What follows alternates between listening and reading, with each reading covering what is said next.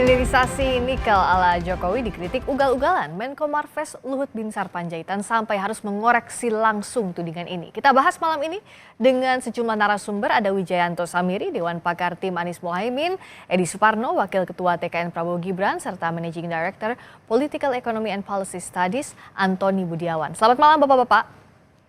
Selamat malam. Terima kasih sudah hadir. Saya ke Mas Wija dulu. Tadi karena yang diulang berkali-kali termasuk juga oleh Pak Tom Lebong terakhir bahwa hilirisasi nikel ini dianggap ugal-ugalan. Kenapa dianggap ugal-ugalan? Apa sebenarnya batasnya, pagarnya? Jadi gini, ibaratkan kita naik sepeda motor ya. Ada orang yang naik sepeda motor ugal-ugalan, kebut-kebutan, rawan kecelakaan gitu ya, membahayakan kanan kiri begitu ya. Tapi ada yang naik sepeda motor dengan tertib, terencana begitu ya, penuh perhitungan. Nah, rasanya yang kita lakukan itu menuju ke arah yang sudah sesuai, tetapi caranya kurang terencana. Apa tolok ukurnya? Misalnya, ekspansi volume produksi sangat cepat. Ini yang membuat dunia itu oversupply dengan nikel. Sekarang ini kita 50% produser nikel dunia. Jadi apa yang kita lakukan itu sangat berdampak kepada market. Karena kita memproduksi terus, maka harga dunia turun. Sebagai gambaran, Mbak, dalam beberapa tahun terakhir dari 2015 hingga 2022, supply nikel dunia itu naik 1,47 juta ton per tahun. Demand-nya hanya naik 1,14 juta ton. Sehingga sekarang sudah oversupply. Dan hampir 100% supply itu dari Indonesia. Nah, dalam konteks supply ini kita adalah superpower nikel. Jadi kita harus hati-hati berpikir strategik, tidak hanya berpikir hit and run, short term, aji mumpung gitu ya. Oke. Karena itu akan mempengaruhi industri di mana kita mempunyai saham paling besar gitu. Itu satu hal. Belum lagi kalau kita berbicara masalah lingkungan. Banyak sekali keluhan gitu ya, laut kotor, laut tercemar, nelayan kehilangan mata pencaharian, petani dan lain sebagainya. Juga masalah governance, smelter meledak beberapa kali, yang terakhir kemarin 21 meninggal. Itu adalah contoh-contoh yang sangat kasat mata. Belum lagi kalau kita lihat proses hitung-hitungan investasi misalnya, apakah ketika mereka investasi di Indonesia, perhitungan capex-nya itu betul, ada proses audit, apakah ini tidak ada markup dan lain sebagainya. Karena ini akan ada dampak pada pajak. Baik, saya tanya ke Mas Edi. Dari penjelasan tadi, apakah masuk akal bahwa hilirisasi yang dilakukan nikel ini ugal-ugalan yang dilakukan di masa pemerintahan Pak Jokowi? Apa bantahannya, kalaupun sudah diluruskan sebelumnya oleh Pak Luhut? Ya, saya menolak terus terang klaim bahwa hilirisasi nikel itu adalah ugal-ugalan di Indonesia. Ya, karena kalau itu dilakukan secara ugal-ugalan, tidak mungkin perusahaan sebesar Vale itu mau berinvestasi di Indonesia. Tidak mungkin ada investasi di sektor hilirisasi nikel dari Volkswagen, dari Ford yang memang menjunjung tinggi istilah ESG itu untuk diaplikasikan dalam berbagai kegiatan ekonomi. Tidak mungkin seperti itu. Nah, jadi ini saya kira klaim yang tidak berdasar. Yang memang saya harus akui adalah saat ini siklus daripada komoditas nikel sedang turun.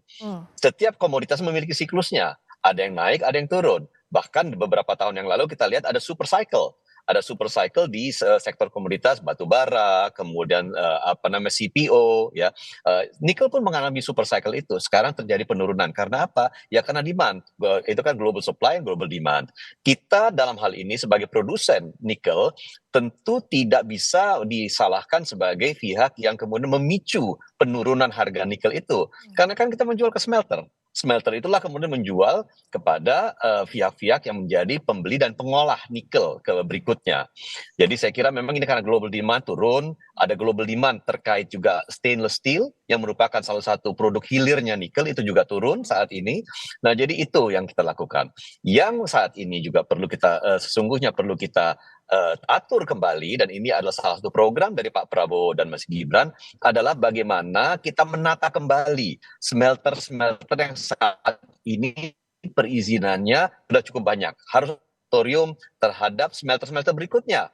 Jangan sampai nanti kita mengeluarkan begitu banyak izin smelter baru, kemudian terjadi eksploitasi nikel terlalu banyak, padahal kita masih belum menguasai teknologi membuat baterai, karena itu kan tujuan kita. Jadi jangan sampai nanti pada saat 5-10 tahun yang akan datang kita menguasai teknologi untuk membuat baterai, nikelnya sudah habis. Nah itu yang kita ingin cegah. Saya kira penataannya di situ, termasuk Pak Prabowo, Mas Gibran sangat concern terhadap ketahanan dari cadangan nikel. Itu nanti akan dikembangkan ke depannya. Oke. Jadi mungkin itu penjelasan saya. Oh, saya ke Pak Antoni. Mari kita bumikan isu ini agar kita bisa lebih menilai clear lagi mana sebenarnya yang paling logis kebijakan antara masing-masing paslon ini. Mas Antoni, sebenarnya kalau dari ide soal LFP ini di tengah hilirisasi nikel, banyak juga isunya sekarang baterai LFP versus NMC. Nah, sebenarnya bagaimana kita mendudukan masalah ini? Dan apakah iya memang hilirisasi yang dilakukan oleh pemerintahan Pak Jokowi ini ugal-ugalan seperti tudingan paslon 01? Iya, terima kasih. Pertama adalah kita lihat komentar bahwa komentar Gibran terhadap Tom Lembong, bahwa Tom Lembong menyebut LFP seolah-olah adalah menolak nikel. Nah, ini adalah satu kesalahan. Tom Lembong, pertama, Indonesia tidak dalam posisi menentukan arah teknologi baterai. Oke. Teknologi baterai adalah ditentukan oleh produsen baterai dan user dari baterai. Salah satunya yang terbesar tentu saja saat ini adalah EV, electrical vehicle. Fakta bahwa tadi juga ada datanya dari Kompas bahwa penggunaan LFP ini semakin besar, semakin banyak. Yang baru-baru untuk short range itu akan menggunakan LFP karena LFP lebih murah. Ini tidak dapat dihindari sehingga dan juga lebih aman. Banyak sekali lah keunggulan-keunggulan dari LFP dan kedepannya diperkirakan saat ini kurang lebih 30-35% market LFP di EV di seluruh baterai dan ada prediksi akan mencapai 60%. Nah, ini yang harus diantisipasi oleh Indonesia. Jadi pernyataan Tom Lembong itu adalah biasa-biasa saja gitu, bahwa ini adalah faktanya gitu kan. Itu pertama. Terus yang kedua, apakah hilirisasi ini juga ugal-ugalan?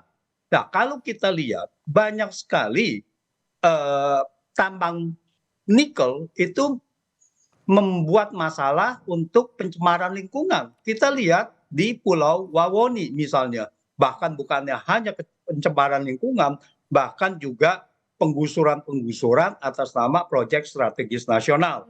Dan kedua adalah di Blok Mandiodo. Dan di situ juga terdapat pertambangan ilegal yang sudah ditangkap, yaitu Windu Aji Sutanto, kalau nggak salah. Dan jangan lupa, ada penyelundupan nikel. Itu dari mana? Dari tambang ilegal itu.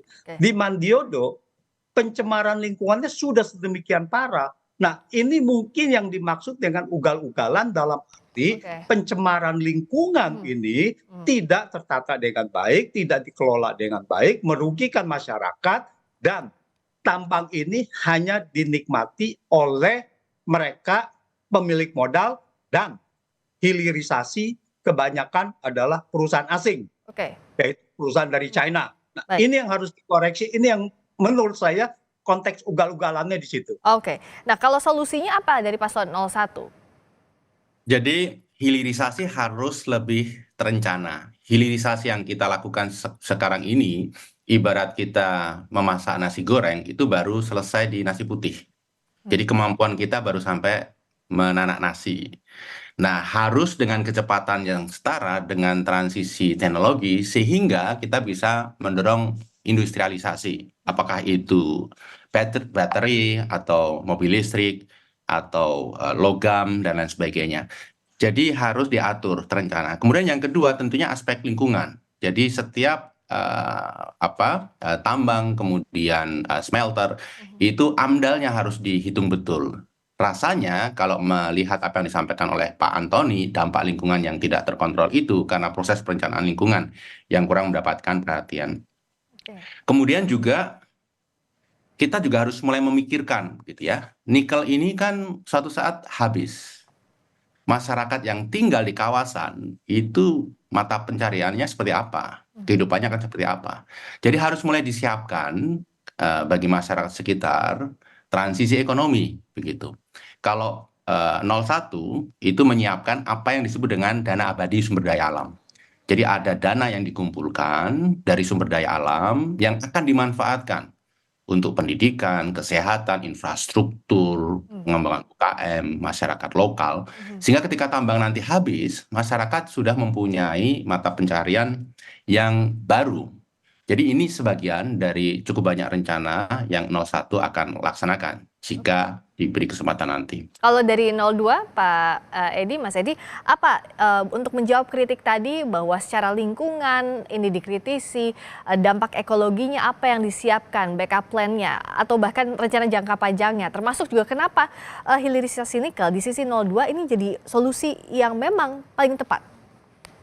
Ya, pertama kita melihat bahwa kalau kita bicara mengenai dampak lingkungan, kalau kita bicara mengenai permasalahan nikel yang sekarang ini ada, jawaban pasangan calon Pak Prabowo dan Mas Gibran adalah pertama kita harus kuatkan ketahanan cadangan nikel kita. Jangan sampai nikel kita itu sudah keburu habis, kita tidak memperkuat cadangannya, sementara kita masih punya kebutuhan nikel untuk kedepannya pengembangan baterai, pengembangan industri EV yang memang itu merupakan target kita. Ini adalah produk yang akan dihilirisasi sampai produk akhir, sehingga seluruh value chain, seluruh nilai yang bisa kita menikmati dari proses nikel menjadi mobil listrik itu bisa dinikmati di dalam negeri. Jadi ini merupakan hal yang sangat penting bagi kita.